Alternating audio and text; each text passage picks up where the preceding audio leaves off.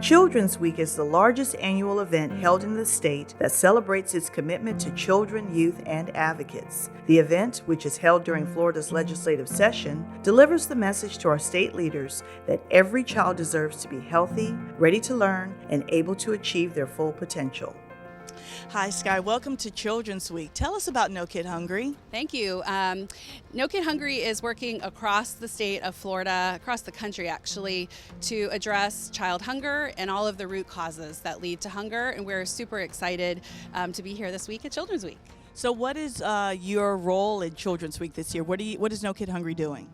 So we are here to engage with a number of partners. We are here to talk about the interconnectivity of a lot of these issues. There are a lot of folks here today talking about health and education, and really the underlying thing that we all need to be looking at are some of those basic needs of children, and hunger is definitely one of those. We are also talking to policymakers and decision makers about some polling that we did just recently that really showed the impact that hunger is having on families and how many families are experiencing hunger in the state of Florida right now.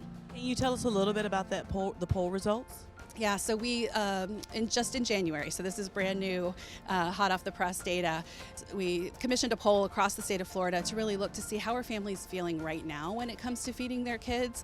We know the last couple years have been really challenging, but we wanted to look and see what's happening right now in our state.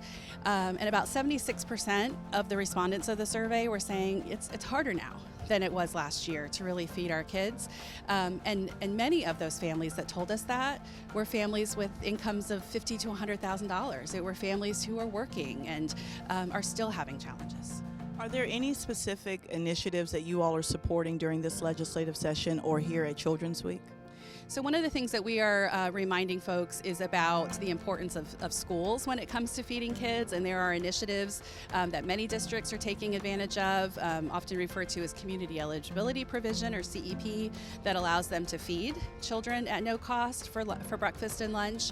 And there are other innovative ways that we can partner with schools to connect them to food that already exists. What would you like to see happen for Florida's children in the coming year? We at No Kid Hungry want children to receive 3 meals a day, 365 days a year.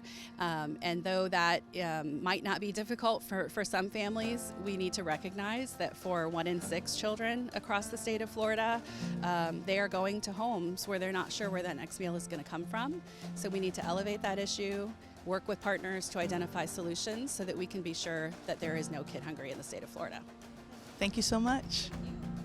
On behalf of Children's Week, I'd like to thank the network of generous partners who speak out as one voice on behalf of children and families. Children's Week would not be possible without their contributions, time, advocacy efforts, and support.